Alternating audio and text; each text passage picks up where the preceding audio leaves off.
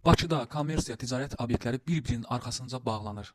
Fikir vermisiniz, küçədə gəzəndə baxın, obyekt bağlanır, nə bilim mağazaların qabağında 70% endirim bağlanırıq. Diqqət edin küçələrə, bütün obyektlər 99% obyektlər get-gedə bağlanır Bakıda. Sizcə bu obyektlər niyə bağlanır? Yadınızdadır 2015-2016-cı ildə devalvasiya. Həmin devalvasiyanın birinci mərhələsində 34.6, ikinci devalvasiyada isə 47.6 iqtisadi çöküş olmuşdu və bütün obyektlər 99% obyektlər Bakıda bağlanmışdı. Bəs bu gün niyə obyektlər bağlanır? Heç fikirləşmisiniz?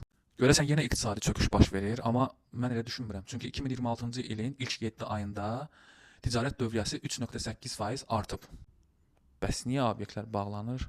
Xeyr əziz dostlar, bu iqtisadi çöküş deyil. İqtisadiyyat tam qaydasında gedir. Ona görə obyektlər bağlanır ki, böyük obyektlər kiçik obyektləri udur.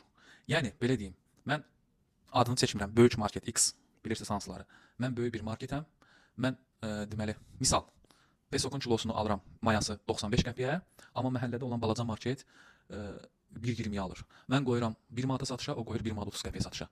Mənim kassamda qəşəng səliqəli oğlanlar, yaraşıqlı oğlanlar, qızlar fəaliyyət göstərir. Bəli, baş üstə içəridə təmiz kondisioner, hava şəraiti, hər şey. Məhəllə marketində isə darıskal belə deyə-deyə gəlirsən qutulara, isti, alırsan baha. Restoranda da belədir. Yaxşı restoranlar, tanınmış restoranlar xidmətlərini çox yüksək səviyyədə aparırlar. Amma belə deyim, dayday kafeləri deyək, onlar get-gedə bağlanır. Yəni bu iqtisadi çöküş deyil. Bu sadəcə böyük obyektlərin kiçik obyektləri udmağıdır.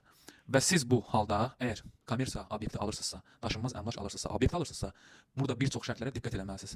Çünki əgər diqqət etməsəniz, yanıla bilərsiniz və sabahlarım sizin də obyektiniz icarəçi tapa bilməz, boş qala bilər.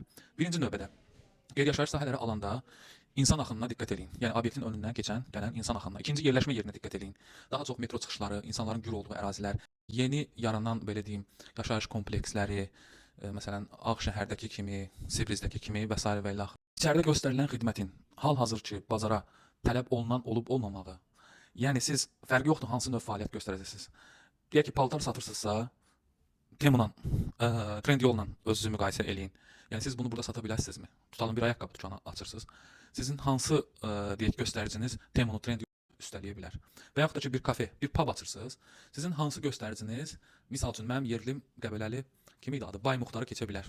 Bay Muxtar öz pubunda canlı musiqi verir, xidmət əla, qiymətlər münasib. Hansı göstəriciylə Bay Muxtarın qabağına keçəsən ki, sən də bu bazarda rəqabət gətirib ayaq üstə qala biləsən.